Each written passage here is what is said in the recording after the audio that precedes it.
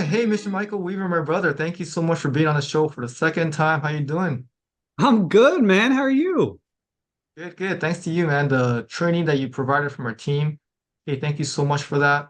That was a real eye opener, and that has helped our team so much. Share us a little bit how that went and why that was so powerful, do you think, for sales teams? Yeah, man. Well, before I get started, I'd love to know what were some of your aha moments or takeaways from the hour and a half session with me for the because we did a life insurance training with your team. So what were some of your takeaways that you had from that hour and a half? Yeah. So just for context, you talked to four of my team members that were life licensed. I think one of the takeaways was that your tone of voice and your curiosity level. Hmm. I think sometimes when we get into transactional auto insurance sales, it's kind of like, hey, what's your situation? Gotcha. What's your PIN number? What's your license number? Like just kind of like boom, boom, rapid fire questions. And we're in a high volume agency and they get busy too. So I think it's really important. The way you were asking the question, we did a role playing session and maybe you could do one right now. It's so good to my audience, but how you slowed it down and you really went into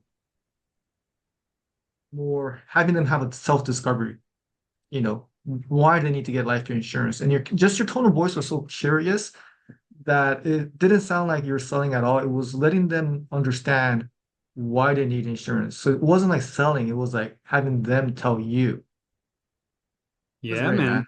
Having them sell themselves on it, baby. We just solving problems, then we're not selling anything. So so you just said something really powerful though, and I don't even know if you know you said it. So you said the way you transactionally sell auto insurance, and that's one of the biggest challenges I see producers and agents have is because how you sell one thing is typically how you sell everything. So if you're like bam, bam, bam, bam, bam with an auto quote, well, you're going to be the same way with life insurance. And typically most producers really struggle when it comes to price with auto, and most of them, if they're not saving people money, they're not closing it. And life insurance cannot be a money sell because people don't have to have, at least consumers don't think they have to have life insurance. It's my pure belief that everyone needs life insurance. All right, so I do think that everyone needs it. I wish the gov would require it. State law, everybody has to have life insurance, man. But so that's one thing that for like anybody listening to this right now, like I would actually like, I'm not a big fan of what's called transactional selling in our industry. Like I actually call it transformational selling. So even some of the like questions that I helped your team with in that life insurance conversation, like I'm introducing that into the auto insurance conversation as well, because my goal in an auto insurance conversation when I'm coaching and training agents is how can you get the customer to self-discover that they have a problem within their auto policy, within their fire policy, that they didn't know that they had. What do they expect out of their insurance professional besides saving money? Because when it comes down to it, when you really educate and empower customers, most customers don't know what insurance actually does for them.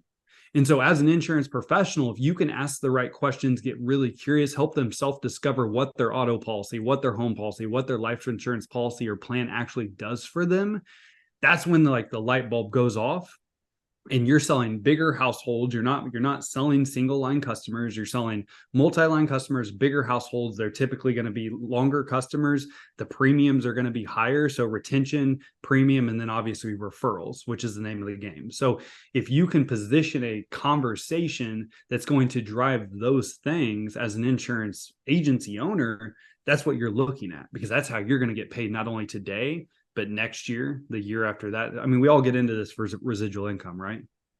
Absolutely. And for those that I didn't give you a proper introduction, but we've probably figured it out by now. You're a sales coach, Yeah, Weaver man. Sales Academy.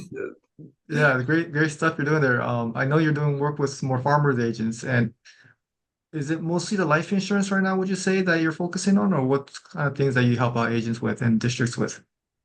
Yeah, so let me just I can do a proper introduction to myself. So yeah, man, we own Weaver Sales Academy, so I don't want you to think I'm just a coach and a trainer that never has had any insurance experience. All right. So I actually cut my teeth as a producer back in 2009. So I've been in the industry now for 15 years. Hard to believe. Feels like I just got started yesterday, but I'm aging myself a little bit. So I got started as a producer, and cut my teeth. Ended up being it wasn't always easy, but I ended up figuring it out. Ended up being a high performing producer, Century Club producer. So 100 plus apps a month. Got my shot as a scratch agent. Opened up in 2014. And we did really well, man. We were in a town of 8,000 people. We were growing over $1 million a year in P&C premium by straight just cold calling and referrals. So also extremely referable. And then what I found was a lot of my peers were not doing that great. Like I was a top 100 agent in the company every year with the company I represented out of 20,000 plus agents. And my peers were really struggling. Like they weren't making money. They were working long hours. They didn't know how to lead. I don't want to say lead their team. They didn't know how to train their team. Processes and systems in the agency were a real struggle. And so that was all stuff that I don't want to say came easy to me, but it was something that I felt was a strength of mine and something that I had worked on. I'd hired coaches and trainers myself. Like I'm a big advocate of investing in yourself, specifically as a business owner. I think the number one thing that you can invest in is yourself as a leader, as a coach, as a trainer. And then if you want to multiply that, you invest in your team. Like my largest expense every single year was investing into myself and my team. It was larger than my marketing. It was the largest one ever. And I believe that is why I'm in the position I'm in today, because I have invested so much into myself, so much always into my team. So long story short, we started Weaver Sales Academy back in 2018. And what we focus on is we really fill the gap between corporate training and what it takes to be successful in insurance sales. So what we've done is we've created a done-for-you training system for agency owners that you plug your team into. It's an on-demand system backed by weekly live trainings every single week. And we specifically focus on auto, fire, and life insurance. And so everything from that new business multi-line sales conversation to life insurance to appointments to pivots and everything in between, that's what we've done for you with our done for you training system. Like we can get a brand new hire. Like, Dan, do you like training brand new sales hires? No, and thank God I'm No. not doing it Hell myself no, anymore. man. I remember those days. No one does. So that was a major need. So like we created a system that can get a brand new sales producer up and selling in 7 days on average in a multi-line sales conversation, comfortable asking for the sell 3 times, not focused on price, focused on value. And then like our tenured team member training curriculum, we have on average, tenured team members that work with us are experiencing a 40% increase in auto, fire, and life production by day 90. And we do a lot more. I'm not going to go into all that, but currently, yeah, we work with over 5,000 insurance professionals across the country. We are helping a lot of farmers insurance agents out right now. Like we've got 17 different districts lined up in the next 2 months to come in and help with some life insurance training, which is specifically kind of what I'm doing with some districts across the country right now. Nice. So is it like I know there's a library of videos that, Mm-hmm. you could check out if you're part of the academy, but is there also like the weekly calls or is there role playing involved and Yep. what is it there? Yeah, man. And you asked a really good question because in the coaching industry, I feel like there's been a lot of and look, I think it's great that there's so many coaches, but like everybody's system's a little bit different. And so like what we've really done with our on-demand system, like I wouldn't want you to think it's just a bunch of recorded calls or webinar style trainings that we've had. So what we've actually created is a sales school for insurance professionals. Because when you look at the psychology of learning, psychology of selling, specifically the psychology of learning, people's attention spans are at an all-time low. And so you have, from a training standpoint, we had to develop something that was short form video content. And so like we've created curriculum style trainings, just like you go to maybe like an online college. We've created an online school for your sales producers so basically they have a playbook they read, they have video training because 75% of people learn best through video training, and all the videos are about 2 to 3 minutes long. So very short form, digestible, easy to retain, no fluff. And then every sales conversation we teach from start to finish, we actually have recordings. So people read it, they watch it, they listen to it, because that's how you're going to best take the training off of agents' plates. and have that consistent training in an agency. And then the calls are definitely role play style calls. So, and it's not high level fluff. It's like what your producers are going through every day. So basically I come in and I'll teach for 10 to 15 minutes and then we'll role play for 45. And those calls, 1 to 2 calls a month are life insurance related. Then it's typically the multi-line sales conversation, pivots, or overcoming objections, like closing techniques. And don't get me wrong, we text out because everybody in my community has my number. So like we'll text out everybody and like, hey, we got training coming up this month. What do you want to, what are you struggling with right now? So like we'll do mindset trainings, we'll do marketing trainings, like whatever's on the producers are struggling with, that's what we're going to coach or train on. But we always have those 4 pillars that we're going to be training on every 4 to 6 weeks at a minimum, if that makes sense. Oh, nice. And are those training for your whole community, or they're like specifically for agencies? So those are going to be for the entire community. So like agency owners and producers are on those calls. So it's really awesome because you'll get somebody role playing with maybe 2 weeks experience, 2 months, 2 years, 20 years. And so you see all kinds of different experience levels, which is great because everybody learns from everybody. And it's just like if you go to an event, yeah, you'll learn the stuff up on stage, like, but where the real magic happens in my experience is networking with other peers. And it's the same thing with these communities that we've established within Weaver Sales Academy is, yeah, you're going to get a lot from that role play call, but you're also getting a lot of feedback from the comment section. Nice. So you know how you did a role play with my staff members, and I was like, wow, this is so great. We need to set up a role playing session amongst ourselves. And we did that. How often do you think agencies should be role playing with their staff members themselves? So training is something you do. Training isn't something you've done. All right. So my golden rule, because if you look at attention spans, again, they're at an all-time low. I think if you can incorporate just 15 minutes a day, that's it. Because I want it to be something that your team members look forward to.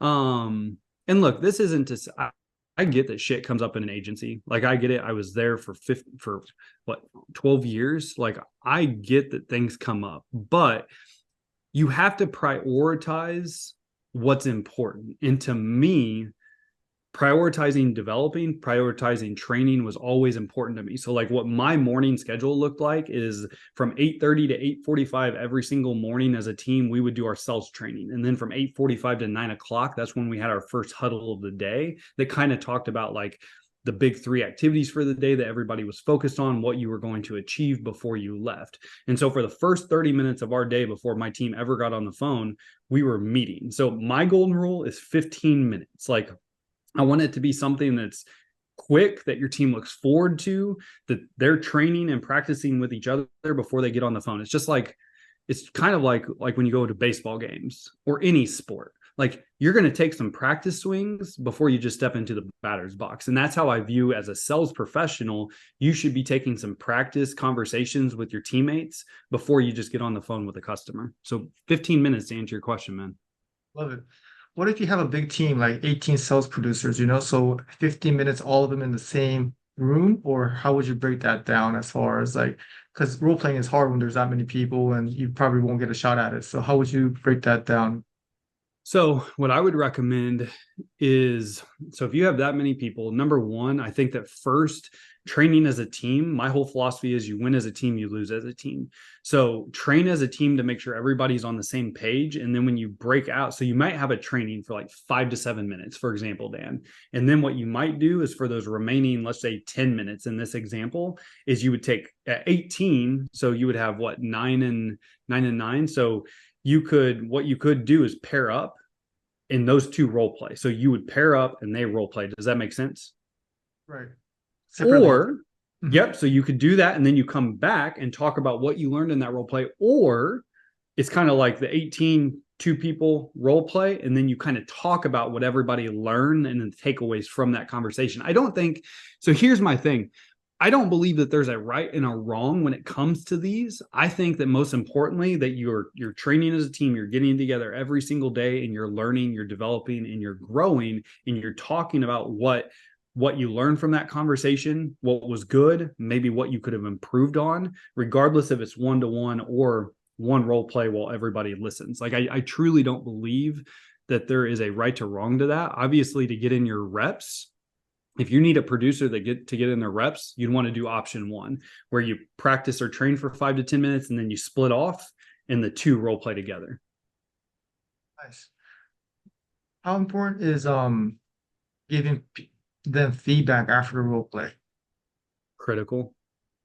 And so this is actually a question I get a lot, Dan, is like, how do I give feedback? So in my opinion, there's like two different ways that you can do this as a coach or a leader in your organization, or if you have like a sales manager in your organization. Is it's either the 80-20 rule. So 80% what was done really, really well, 20% would be like the critique of what you could do better or what you could have improved on.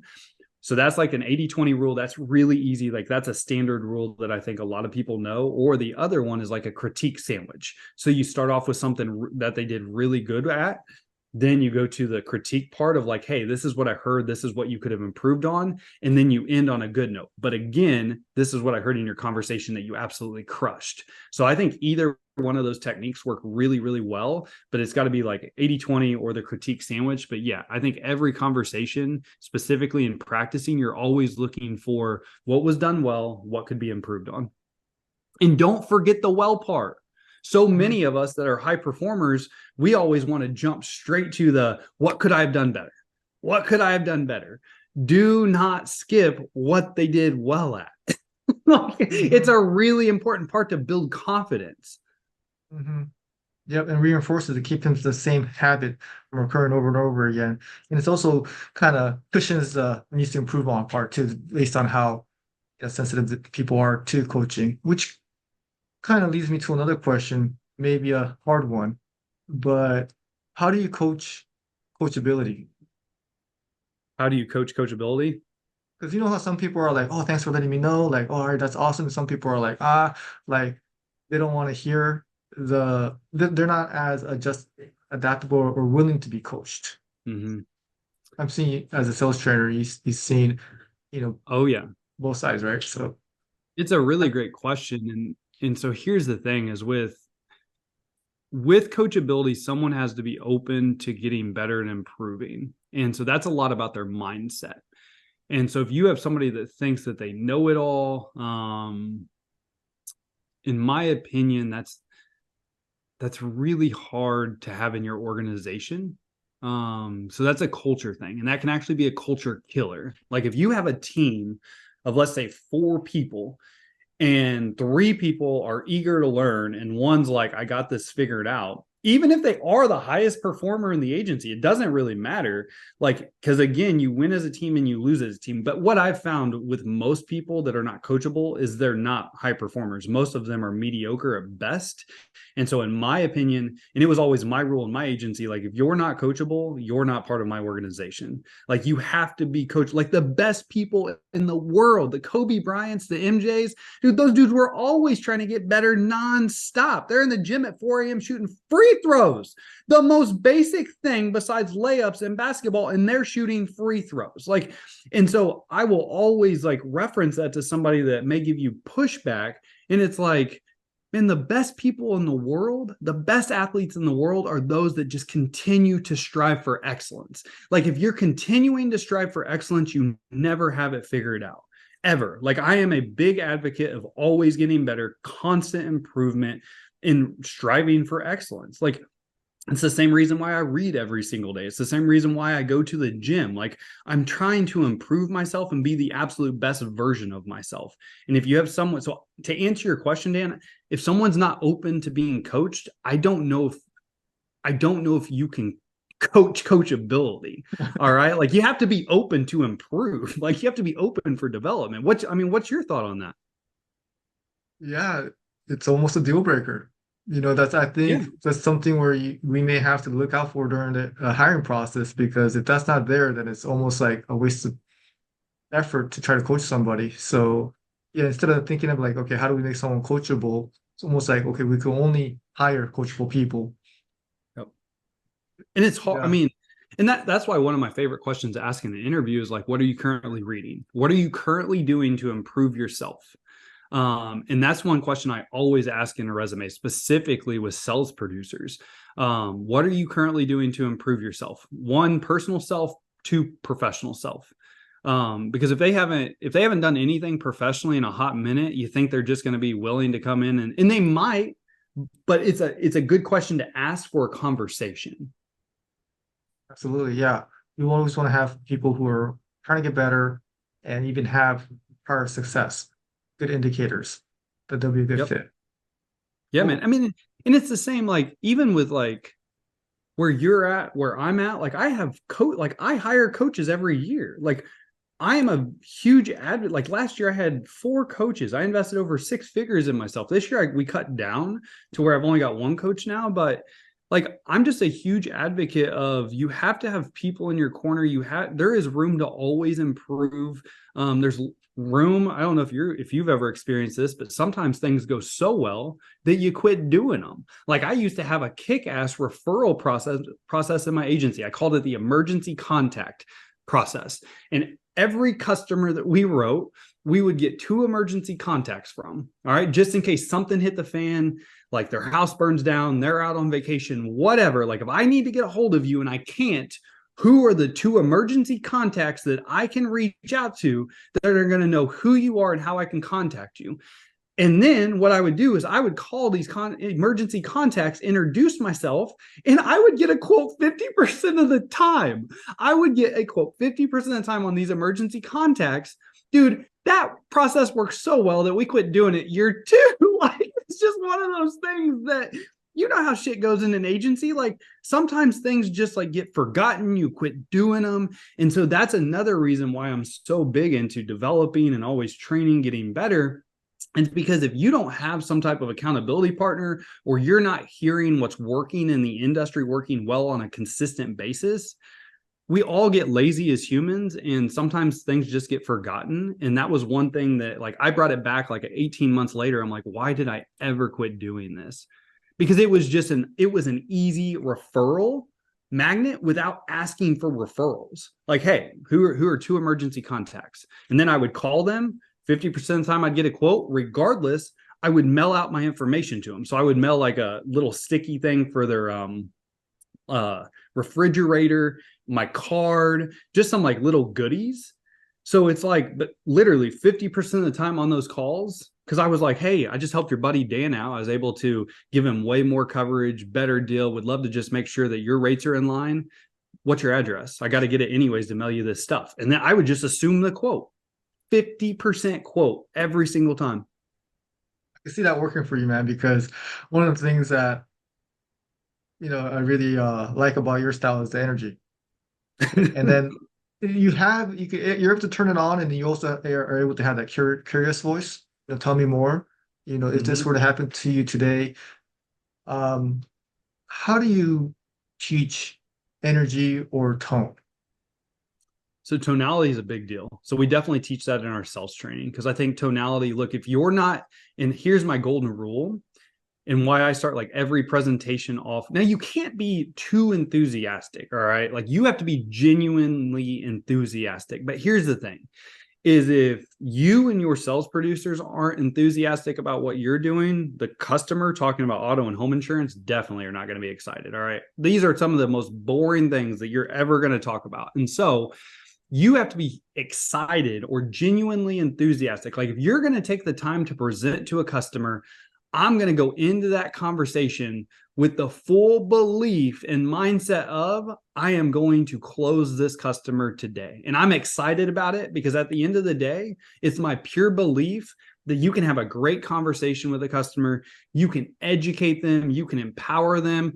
They can be the most enlightened customer at the end of the call, but if they don't give you payment information, you haven't helped them, because they're still in the same situation they were in before you had your conversation. So that in itself excites me. I'm going into every single call like I'm closing a deal. I'm making some money today and I'm helping people out. So that's just my golden rule. Like always start with enthusiasm, be genuinely enthusiastic, because if you're not excited about what you're doing, the customer is definitely not going to be excited. Now, how you're going to teach tonality, that's going to come from reps. That's going to come from, number one, formal like sales training, like what we do, but 2, getting in your reps, practicing with your teammates, figuring out what works, what doesn't work, like the old, even mirroring your customer, like some old school sales tactics. Like, hey, if your customer talks slow, you need to talk slower. Like if they talk, Does that make sense? Yeah, yeah. No, good stuff. Um, what about curiosity, right? Because I think that's another strong suit of yours. And I really believe that if you really understand the customer's situation, you're going to be able to help them out. And our agents sometimes just kind of skip that part. We really don't truly understand what their situation is, what their pain points are, and don't get them to open up as much.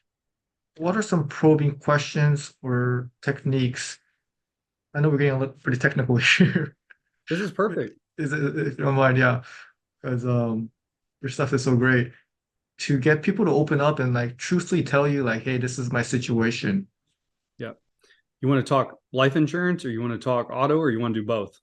And I'm open to role playing too. So one thing I definitely want to cover to help answer this question are those 3 questions that I shared with your team that day, that you can use in pretty much every life insurance conversation, which we can hit on that. Let me just share the auto conversation real fast. So like in every auto conversation, when I'm talking to a customer to start driving the conversation away from price and into value, I'm going to tell them like, hey, Dan, besides price, tell me like, what are you looking for out of your insurance plan? What are you looking for out of your insurance agent? For example, you total out your car tomorrow. You total out that beautiful Tesla you have. All right. I don't know if you have a Tesla, Dan, but either way, you total out a beautiful Tesla. What are you going to expect out of me? What are you going to expect out of the company? What I mean by that, Dan, is do you want us following up with you on a consistent basis? Do you like the idea of having that one go-to contact person? Are you going to need a rental car? How much total money are you going to want to be out of pocket? So I'm going to guide the conversation to my strengths. So like, because one strength I always had in our agency is we had one person. Now she did more than just claims, but every single week on Wednesday, she followed up with every single person that was having a claim via text message. And she was like, hey, Dan, just wanted to check in on you and make sure the claim's going smoothly and that you don't need us for any reason. So that was a selling point in our agency. But you could do the same thing for customer service. Hey, Dan, tell me, besides price when it comes to your insurance, because I know that price is important to you, but tell me, what do you expect out of customer service and out of us? What I mean by that is if you call our agency and you have an issue, and let's pretend like you have to leave a message. Do you want to call back the same day? Do you want to call back in 5 days? Do you want a text message? Like, what do you expect from us from a customer service standpoint? Do you want the ability to manage your policies from your phone, but still have that go-to contact person that knows you by name instead of a 1-800 number? Like, what's important to you when it comes to customer service? And then when they answer, all right, when they answer, this is where the curiosity comes into play, because so many times we want to take their high level answer and move on in the conversation. This is where you got to dig in. This is where you'd be like, tell me about that. Like, tell me more about that. What do you mean by that? Does that make sense? Whatever their answer is, tell me more about that. And that's just an easy thing that if you incorporate in your conversations, they're going to talk more because you're digging in more. Their job is going to keep it high level. It's your job as a sales professional, in my opinion, to dig into their answer. So if somebody told me, yeah, I'd want to manage my policies online, but I also like the idea of having you as my go-to person. Well, first of all, tell me what managing your policies online looks like. What do you mean by that? Like having your ID cards, like what does that look like? Dig into that. And then I'd have another note that when I dig into that, then I would say, well, you also said that it'd be important to have a relationship or me as a contact person instead of a 1-800 number. Tell me about that. Why would that be important to you? It's kind of like them telling themselves, kind of similar to what you were teaching with the life. Mm-hmm. It's very similar for them to kind of like, because they don't even know what they want sometimes unless you ask them. That's right. Because consumers have seen these damn Geico commercials since 1999. That's when the very first Geico commercial there was 1999. So you got to think your Gen Zs and millennials have seen nothing but save money on auto insurance, 15% in 15 minutes, whatever their freaking tagline is, for the last 25 years. So all consumers think is insurance is something that the government makes me have, and I wanted to get it as cheap as possible. When in all reality, we all know that that's not the case. We all know that if you get into a really bad car accident, that your wages can be garnished. We all know that if your house burns down and you don't have the right plan in place, you're going to be royally screwed. That if a loved one dies and you don't have a life insurance plan, that you are going to be devastated financially. We know that. And so it's our job to ask the questions to get the customers talking, to help them understand and realize what insurance actually does for them. Because an empowered customer is a customer that buys, period. Like if you can educate your customer to where they feel empowered, they will buy from you. Yeah, because the empowered customer is a confident one too, so they can make decisions. But yeah, That's I right. like how you're just automatically get addressing the objection, like other than price, what Mm-hmm. else is important to you? Because you're not dismissing that, like you're not saying the price is not important.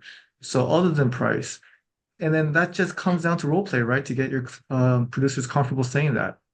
And Because here's the thing, Dan, because you're right. But if you said that one statement right there, hey Dan, tell me, besides price, what's important to you? 100% of the time, they say, just price, man. I'm just trying to save some money today. That's why I'm talking. Okay, I'm with you, Dan. I get you, and I'm gonna give you the best price I can today. I promise you. But tell me, you have to feed the customer like the examples. Like, tell me what you have a claim or when you have a claim, you total out your car. What do you want that to look like? You call into our agency or customer service. Everybody's level of customer service is a little different. What are you going to expect out of our company and more importantly, out of me, your insurance agent? So you have to feed them basically the topics for them to think about and talk about. Does that make sense? yep, yeah, and it's kind of like again them telling you, not you telling them. Yep. Amen, brother. And then my Yeah, other golden rule while I'm on this is in an auto and like home. So number one, never quote just single line policies. You're always going to quote multiple policies and always give them more coverage. Never sell apples to apples, because if you're selling apples to apples, you're selling based off of price. And if a consumer buys on price, they leave on price, period. It is my belief system to its core, because I've seen it happen with so many of my peers. I've seen it happen with so many clients. And so that's why the philosophy that we teach at Weaver Sales Academy is transformational selling, a transformational experience for the consumer, to where we're doing the right thing from the very beginning. We're having conversations about things that matter from the very beginning. And this is automatically going to equate to, again, bigger households, higher retention, more financial services products, more premium. love it. Let's go over the life one too. Even though I Yep. know it, yeah, I gotta have everyone else listen to this too. Good Yeah, stuff. brothers. So obviously there's multiple ways to pivot into a life conversation. All right. And we can cover that today if you want, man. Like I'm open to covering whatever. So we can cover some pivots in, but the three questions that I definitely think we should talk about, and these three questions you can incorporate in any life insurance conversation. It doesn't matter if it's a new business P&C sales conversation. It doesn't matter if it's a pivot on a service transaction or you're intentionally prospecting your current book of business. Maybe you're meeting with a customer. Like whatever you're doing, there's three questions that I encourage everyone to incorporate in their life insurance conversation, specifically those that are newer to life insurance sales. Because number one, these questions, what they do is they qualify the lead. All right, because you're looking for yeses, in which then you'll dig in. So the very first question is, hey, Dan, would you consider yourself responsible for providing for your family financially? So that's the very first question.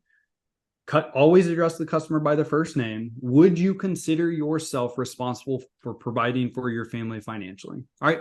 Phrase that however you want. I want it to be your personality, your verbiage. But to that point, do you consider yourself responsible for providing for your family financially? And when they answer yes to this is when you dig in. This is when you get curious, baby. All right. So then it's, well, hey, tell me about that. What does providing financially for your family look like in your situation? Does that make sense? What would happen if you weren't providing financially for your family? All right, so I'll come back to this point here in a second. Worst case versus best case, like painting a hero's journey. But question number one, do you consider yourself responsible for providing for your family financially? And you're looking for the yes here. Because if they say yes, you know that they're a qualified life insurance lead. And even if they say no, I still want you to say, tell me more about that. All right, so I still want you to get curious and dig in. Question number two. So they've answered yes. Question number two would be, if you were to pass away unexpectedly today, would you still consider yourself responsible for providing for your family financially? Or if something unexpected happened today and you passed away and you didn't go home to your family, would you still want to provide for your family financially? For example, tomorrow, next week, next month, over the next 12 months? Like, would it be important to you to provide for your family financially? And you can even see my tonality dropped a little bit. All right. So, like, we're getting into this conversation now. So, and when they answer yes to this, because if they answer yes to the first one, this one's always a yes. All right. Tell me about that. Why would it be important to you to continue to provide for your family financially? And then the third question, and look, these are really basic. Like, I'm going to encourage you to even dig in more to these answers, because a customer's job, again, is going to be to give you high level answers. So the more you can get curious and just follow everything up with, well, tell me about that. What did you mean by that? Why would that be important to you? These questions are going to drive emotion. This is what's going to get the customer emotionally involved in actually having a life insurance conversation with you. The third question, how long? How long would you want to continue to provide for your family financially? So a lot of us have been taught like a life needs analysis. I'm doing a lot of the life needs analysis with this question because it is my pure belief system with term life insurance products. Permanent products are a little bit different. With term life insurance products, all term life insurance is an income replacement tool. That's it. Guaranteed financial security if something happens to a loved one. If something happens to a loved one, your family's not devastated financially. So how long would you want to continue to provide for your family financially? All right. And if they have kids, what I'm going to do here, Dan, is I've already built rapport with them. I know their family situation. So let's just pretend to make this easy on me. Let's pretend like they have an 8-year-old. I would say, Dan. So I've already answered the first two questions you've answered. We've had a great conversation. I'd be like, Dan, well, it sounds like you really, really want to take care of your family. You love your family. Tell me, if the worst case situation happened and you did pass away unexpectedly, how long would you want to continue to provide for your family? I know you have that 8-year-old in the household. Would you want to get them to 18? Would you want to get them out of college into age 22? Like, what would be important to you to make sure that your family never has to struggle financially? So I'm going to use their kids in that question. And then I'm going to give them examples of 10, 12, 15-year outlays. Does that make sense? Yeah, because when they tell you at least 18, bam, you know you have 10 years of income replacement. Somebody makes $100,000 a year, that's $1 million in life insurance. That's a pretty damn good policy. Nice. Yeah, there you go. You heard Does that it make here. sense? Yeah, man. No, you did it And with our then, team. You well, actually did a role play with my team member.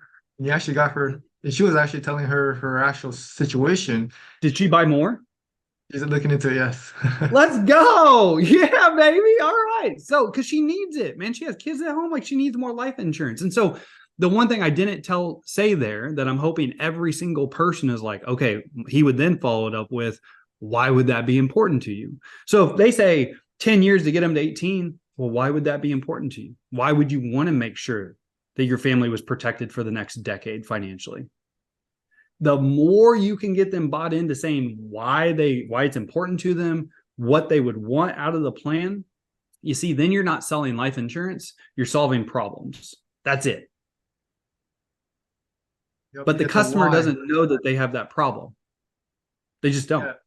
Well, you're helping them understand that they have a problem. You're Yep. helping them get there instead of us selling it to them like, hey, if this happens to you, then this is gonna happen. Like, hey, like instead of selling it to them again, you're having them go through a self-discovery process where they understand their Yep. why. Because if there is no why, there is no sale. That's right. 100% right, brother. Like, and this is learned from a lot of trial and error. So I'll give you a background on me. So when I was a team member, I was not taught to sell life insurance this way. All right. So I was taught just to like package it. And look, everyone has their own philosophy on this, but I was taught just 100,000, 150,000 quick 10-year terms, get them in, get them out onto the next person, or quick 25,000 whole lives. And sure, some is better than none, but I'll be honest with you, man. Like, I did not feel good about what I was doing. Like, I wasn't fulfilled. I felt a little sleazy. Like, I would talk until I was blue in the face, trying to convince people that they needed this $100,000 term life insurance policy because what they had through work wasn't enough because they didn't own it. And if they left their work and yada, yada, yada, yada, all the shit that we've all been taught. Okay. So, like, that's how I started off my career. And so I could put up some apps, but I couldn't really put up any premium. All right. And premium is how we get paid. Premium is how you're going to, that's how you become profitable as an insurance producer. And so fast forward, I started my insurance agency. Well, I was doing the same thing that I was taught, man. Like, I was just like, let's just do this. I taught my team that. Well, then they were leaving. They were getting burnout, had team turnover. And they all said the same thing. Like, I just don't feel good about what I'm doing. I'm getting burnt out. I signed up for this gig to be fulfilled. This is not fulfilling. Like, we're just pushing products over here, just getting apps. And I did. I rode my team pretty damn hard back when I was young. Like, I didn't have any, like, I started my agency with $5,000 in my name. Like, we burned the freaking boats, bro. Like, we were all in on this shit. Like, it has to work or else we're going to be living under a bridge. So, like, I was pushing hard. And then in 2016, I had this weird, like, revelation. And I'm like, something has to, because I was burnt out myself. I was burnt out. Like, I was like, this is not cool, man. Like, I'm not, it's just, I hit the apps, but I don't feel good about it. Like, something has to change and my customers need me to change, most importantly. Like, it was a mindset change for me. And so I did some investing into myself. I started to research the products. And this is when I started to develop this type of conversation. All right. So I don't want you to think like, it has been a transition, and through my experience, that's when everything took off. So the best life insurance year I ever had up until that point was like 40,000 in life premium. When I adopted this type of mindset on life insurance, this type of conversation to where I'm pivoting in, I'm having an emotional conversation, getting them bought in, educating on bigger, like, premium, bigger thought ideas, we never produced less than $100,000 in premium a year ever after that, ever. And I felt good about what I was doing. So not only were the paychecks better, I was more fulfilled. And the reason why I bring this up is when you look at Gen Zs and millennials, which is what most of us are hiring, what are the two things that they want out of a career? They want something that is fulfilling and meaningful to them. And if you are running something that's just like, bam, let's just push products, you're not going to be able to hang on to Gen Zs and millennials. It is my pure belief. That's why high turnover is so high. And so you have to be willing to have conversations like this, because this is how they feel like they're making a difference. And without a doubt in my mind, I believe that as insurance professionals, I think I told your team this, like, y'all wear an A on your chest every single day. You're like the freaking Supermans. And what A stands for is you're the protector of assets, baby. Like, that's it. Like, you have the ability to stand, like, have a conversation with somebody that nobody else is having. You have the conversation to create a plan to where your client is not devastated on their worst day. And that's why I get so, like, I get pretty fired up about talking about this stuff, because it's damn important. Because if you're not going to do it, who is going to do it? Like, you have the ability to change your community. You have the ability to literally change the wealth of a community, but nobody's bringing it up. Wow, there you go. Yeah, good stuff. Really good stuff. I think it's so important not only for them to find purpose, but also for the business too. I think great businesses have that purpose. And like you said, we all win as a team, lose as a team. So I think for business owners to not get burned out and the business to continue to grow, there has to be something bigger than just our paychecks. Protecting the community, I think that's great. Well, I want to ask you a question on another sales tactic that could go both ways. But when there's an objection, let's say for Mhm. auto, Yeah. okay, what's some of your strategies of handling that? I feel like sometimes, like, me myself, I have success in sales too, but I'm kind of like, yeah, agree. Mhm. I would talk to myself to myself, haha, when's a good time, and just kind of like not really push it. So what are your thoughts on getting objections and how to handle them? Yeah, man. So I can go over like I can give you like 3 closing techniques right now you can use in just about every auto conversation. So I have a AAA method, and I'm not talking about the freaking insurance company, baby. So it's like agree, address, assume, like AAA, agree, address, assume. So my favorite way, and this is before you receive the objection, but a lot of people struggle with this, Dan. So I want to cover it real fast, is when you get to the end of a presentation. So you've quoted the auto, you've quoted, let's just say renters right now, for example, maybe some life insurance. All right. So you get to the very end, you haven't talked about money yet. No prices have been brought up. All right. You don't want to talk about prices until, because you want to present everything as a package, like one deal. All right. So right when you present the price, everything we talked about today, Dan, we're giving you 4 times the coverage of what you currently have. We're giving you the renters that you don't even have. We're giving you the $500,000 debt payoff protector life insurance plan to make sure that if anything happens, your family's taken care of. We're going to do all this today for $300. You want to put that on a Visa, MasterCard, or American Express. So go straight into the payment information. And some of you right now are like, whoa, Michael, that's pretty fast, man. That's aggressive. It's not aggressive. All right. So let's pretend you don't like that. You don't like that. Hey, it's $300 a month. You want to put that on your Visa, MasterCard, or American Express. Hey, Dan, for everything we talked about today, it's going to be $300 a month. What day of the month do you typically like to pay for your insurance? All right. They're going to answer. What would you answer, Dan? The 15th. 15th. Perfect. So what we can do today, Dan, is get everything started that we talk about to lock in this protection. And then every month after this month, it's going to automatically pull on the 15th. Do you want to put that on your Visa, MasterCard, American Express, routing account number? However you collect payment information, that's when you would assume it. All right. But those are 2 easy assumption closes that every single one of you need to adopt today. And if you assume the close on every single person, your closing ratio will increase. I promise you your closing ratio will increase, because so many times, if any of you were like me when I was a new producer, I'd get to the end of the call and I would say, hey, everything we talked about today, it's going to be $300 a month. What do you think about that? You have any questions for me? Well, shit, you give them an opportunity. They're going to take that objection. They're going to be like, yep, email it over to me. Yeah, so some people even offered to email. So it's $300 a month. So you want me to email this to you? No. Yes. Like, ask for the sell, baby. Like, come on now. Yeah, well, you're not even asking, you're just assuming, and I love that. So, okay, then you get to, okay, let me talk right now, let me, sounds good, everything, Michael, but let me talk to my wife. Hey, Dan, I'm with you, man. I get it. Me and my spouse, we make all of our financial decisions together as well. I don't want you sleeping on the couch tonight. All right, buddy? So tell me real fast, though.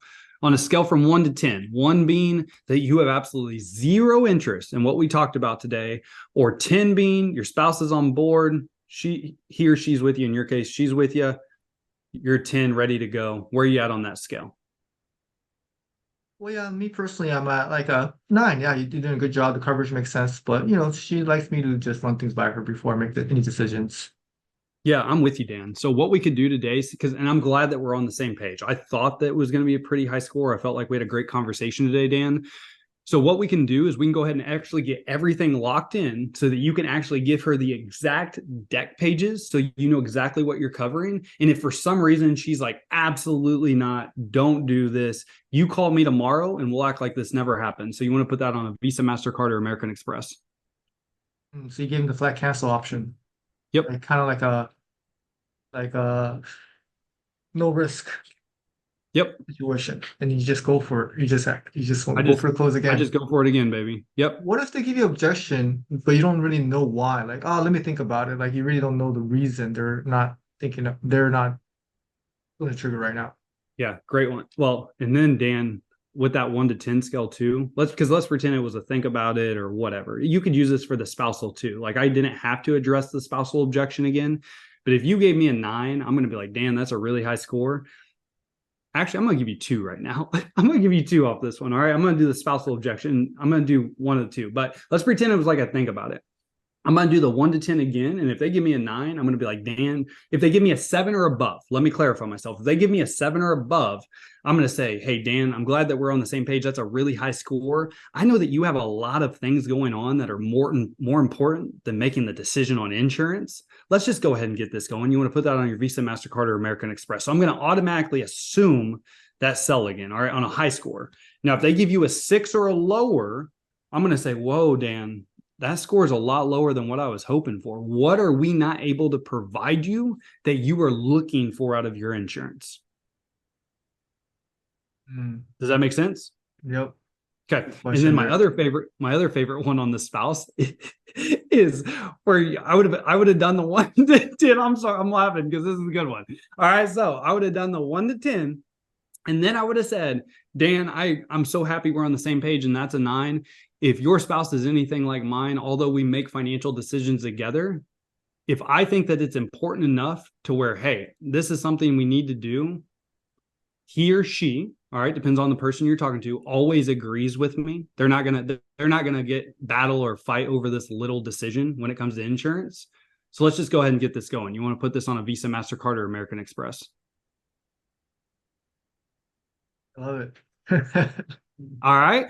So that's really, really simple. Now let's pretend like they then still say, and you're saying this, your tonality matters. All right. So like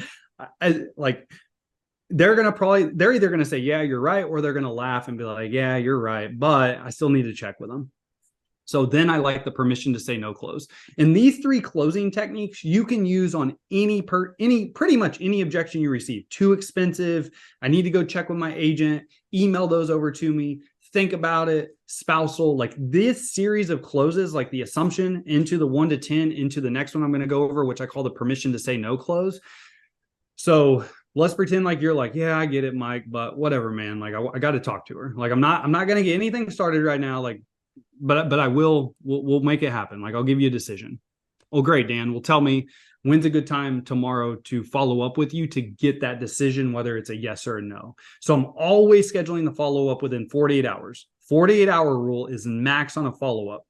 Statistically speaking, and I'll get back to the closing techniques, is if I could follow up with a prospect within 48 hours, I had a 76% closing ratio on that prospect. All right. And this is just not me. This was my agency. And this was also with individuals that I've coached and tracked their data. 48-hour rule, 76% closing ratio. 3 out of every 4 follow-up calls, I was closing. Days 3 to day 5, the closing ratio dropped to 33%. Anything more than 5 days, I'm embarrassed to even say this, the closing ratio was like 12 to 13%, man. Like you ain't paying your bills with a 12 to 13% closing ratio. All right. So here we go. Like always follow up. So what I would do is I would get their mind off of it. I learned this version in a book called The Psychology of Selling by Brian Tracy. And he used to do this when he did like door-to-door sales. And he would like ask for the sell a couple times. They'd be like, no, no, no. He would actually get up and go to like grab the door handle like he was leaving. All right. He would schedule the follow-up time. So you can feel like automatically like, oh, okay, we're done here. Like we're going to follow up tomorrow for the answer. So that's what I'm trying to do over the phone. I'm trying to drop their guard a little bit now. And then I'm like, great, tomorrow noon, and we'll agree that you'll have a yes or a no for me. Yep. Cool. Well, hey, Dan, I just wanted to say thank you so much for the opportunity today. I really appreciate it. It was great getting to know you. I felt like we really are going to work well together. And Dan, I want to say that I really hope your answer is a yes. I really do, because we're giving you better coverage. You're going to be in a better spot. I really look forward to working with you.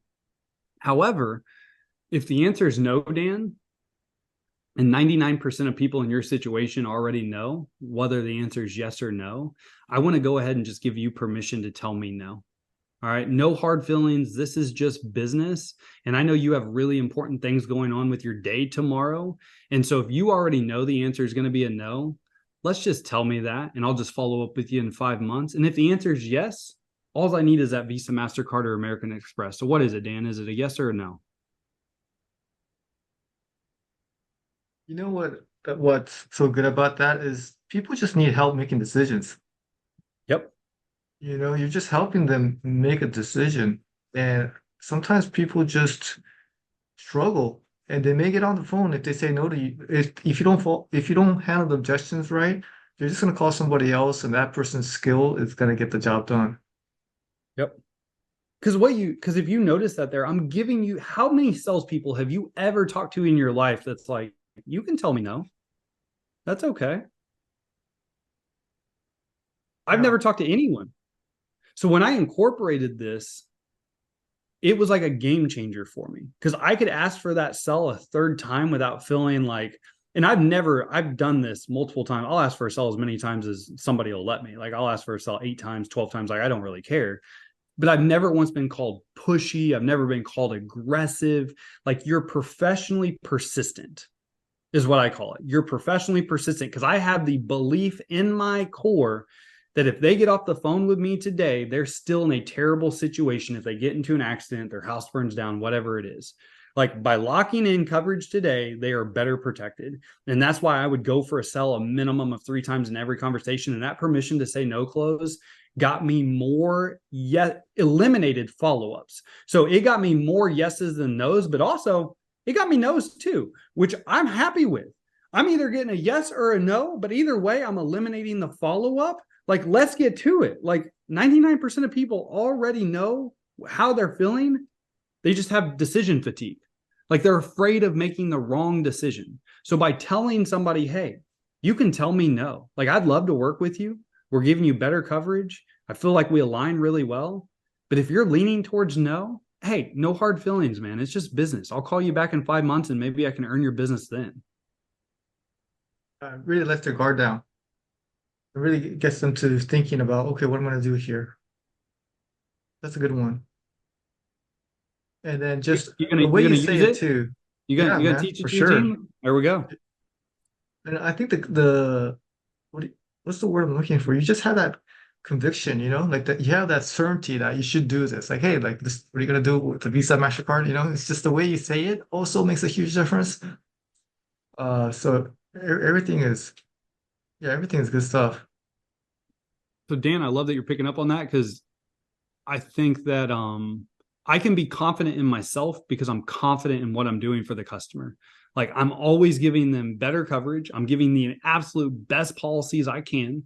And I know that when they sign up for me, when it comes claim time, they're going to have a good experience. What Period. about that reducing the risk of saying, hey, within 72 hours, just let me know, we'll pretend this never happened, the flat cancel option? Well, if you use that close, you have to get a sell. Has that come back and happened a lot, or you do get people just canceling?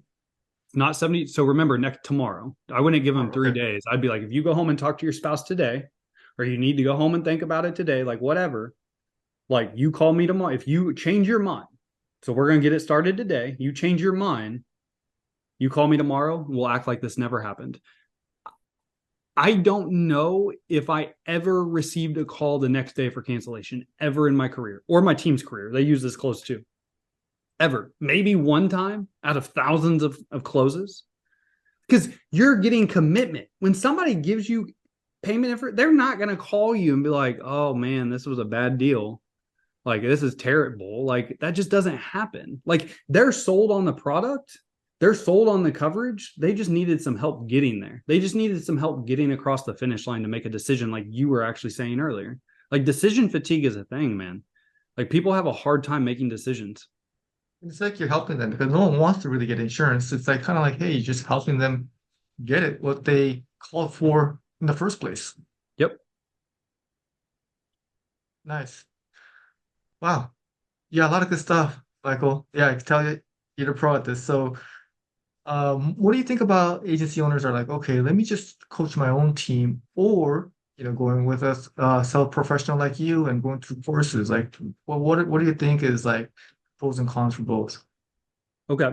That's a really great question, man. So, number one, if you love, and there's a difference in training versus coaching. So let me just say that. So when you think about training, you got to think about like when you hire a new hire, like you got to teach them the elevator pitch. You got to teach them the rapport building conversation, discovery conversation, proposal. Like you're talking about hours and hours and hours and hours of development and time with this person. All right. That's a lot. Like that's a trainer. Like there's very few in my experience people that actually like to train. And then there's even fewer that are actually good trainers. Like most are very good coaches. Like most agents are really, really good coaches and they love to coach. They love to say, hey, I heard you say this different next time. Hey, I heard you say this, tweak it, say this next. Does that make sense? Yeah.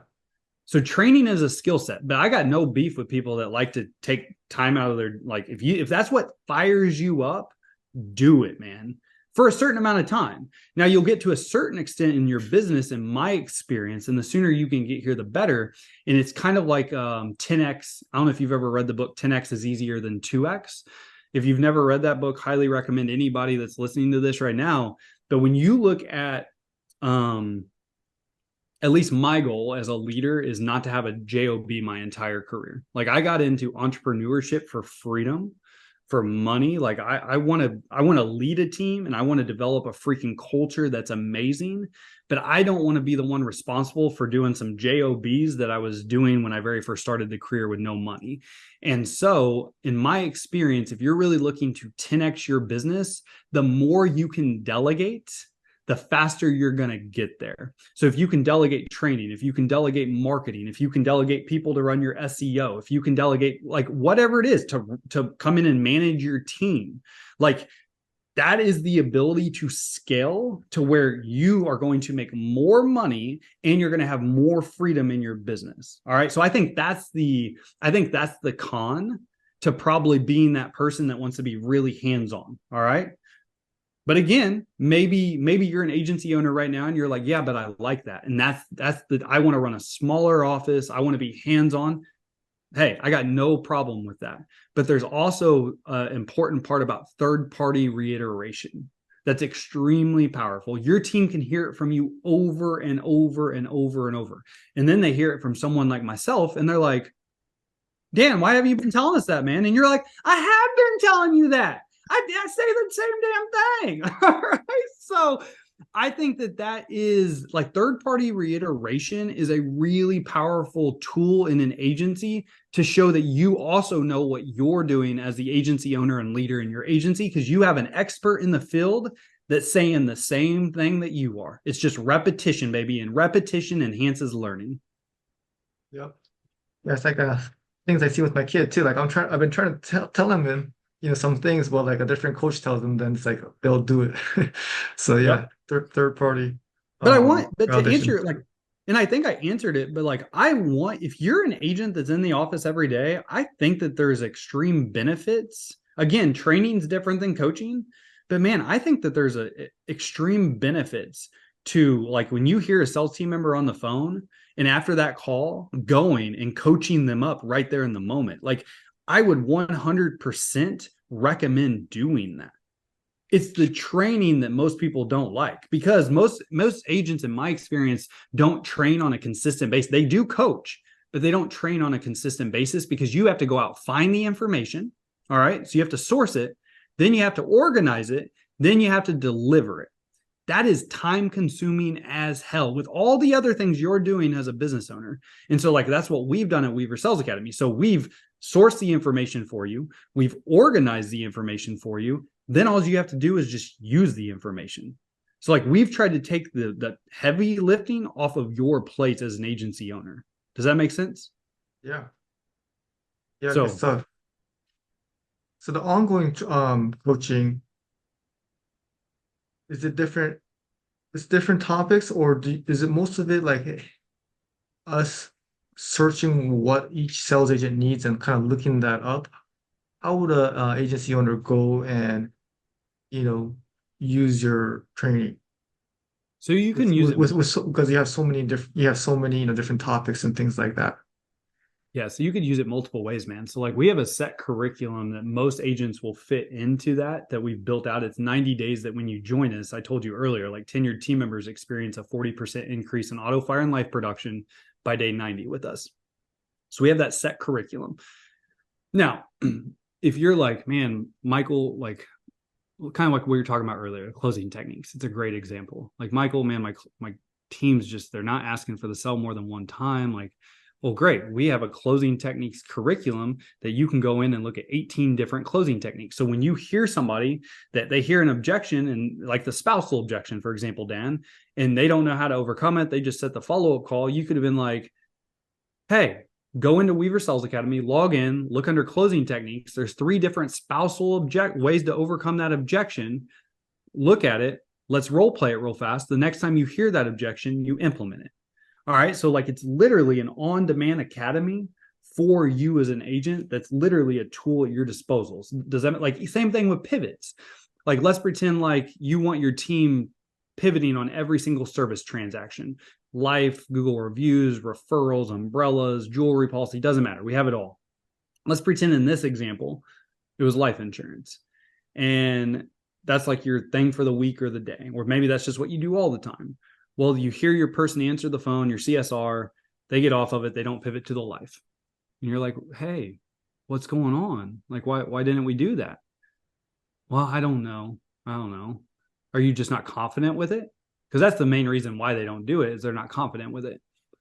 Hey, I tell you what, go log in real fast, look under the pivot section, look at 1, 2, 3 of the life insurance pivots, figure out which one you would be most comfortable with using in most conversations, listen to it a few times, come back, let's role play it, and then on the next call, implement it. Deal? Does that make sense? Yep. Yeah, absolutely. It is really about they're not comfortable with it. That's the reason why they're not having the behavior we want them to have. So to build confidence is to first see how you do it and then practice it. Exactly. You are spot on with that, man. And not only with what I've also found is it's not just the ask, it's the conversation that follows, which is what we're like, that's what we're the experts at. Like, you can teach somebody a simple pivot. Like, hey, before I let you off the phone today, what does your life insurance plan look like? For example, what do you have through work? Anybody can do that. My border collie could do that, bro. Like, that is easy. All right. But, and they're confident at that. All right. But what happens when somebody actually wants to have the conversation? That's what they're not confident in. They're not confident at the conversation that flows. All right. So that's why the training aspect is really important, not only from the ask, but then that like those 3 questions I shared earlier, like the conversation that flows after the ask, after that initial conversation starter. And I think that's really powerful. And then that's why we also back everything up with the Live Tuesday training calls, to where we're actually getting in and actually role playing and practicing these conversations every single Tuesday, so that you see live coaching, you build relationships within the community. It's that constant improvement. So not only do you have the on-demand sales school that you have access to, then you see it live every single week of every single month. There you go. That's how you build a sales team. Yeah, man. Yeah, Consistency, baby. consistency, yeah, and training and practicing. This is all really great stuff. I mean, we could talk here for days. I got a interview coming up here in just a few minutes, Okay. but yeah, tell us where we could find more about you, Michael, because yeah, you know what we're talking about, and we could sales training is something that's big on my mind. So I want to learn more myself, but where can people find you? Yeah, man. So of course, like I would say my social media platform is LinkedIn. I think that's my social media platform of choice currently. Now you can find me on Facebook, Instagram. I put out and you should follow me. Like, I put out free content for insurance professionals every single day talking about this same stuff. So, but LinkedIn I really like.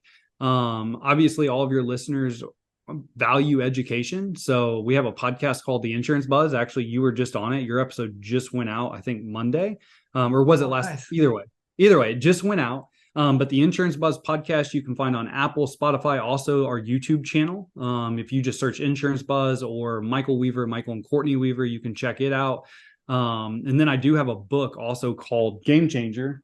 So, taking your insurance agency to the next level, that I wrote back during COVID. And it's actually one of the few insurance books that are on Audible. So I did a voice recording as well. So it's on Audible. It's like $4.99, I think $5.99. This book is only $14. But it has a ton of great 5-star reviews. And so if you like reading, that's a really great tool to also get as well, man. But yeah, that's primarily where I'm hanging out, brother. Yeah. Well, thank you so much for the content that you're providing to us agents. It's so important what you do for agents because yeah, we got a lot on our plates. There's so many things that has to do with running a successful insurance agency, but getting your staff ready to be able to close more deals and getting that closing ratio up really makes a huge difference with just the ROI on the marketing, and then also just the lifetime value of the client, how long they stay, how well you sell them. So it's a lot of Amen, good brother. information today. Well, and then I guess if you do have questions or whatever, want to look at Weaver Sales Academy, it's weaversa.com. It's super easy. So just Weaver, my last name, S is in sales, A is in academy.com. So that's our website where you can book a call with me and we'll talk and see if it's a good fit. But yeah, man. Yeah, it's gonna be a good fit for a lot of agents out there. Anything else you want to share, or let's see, any last words that we missed out on?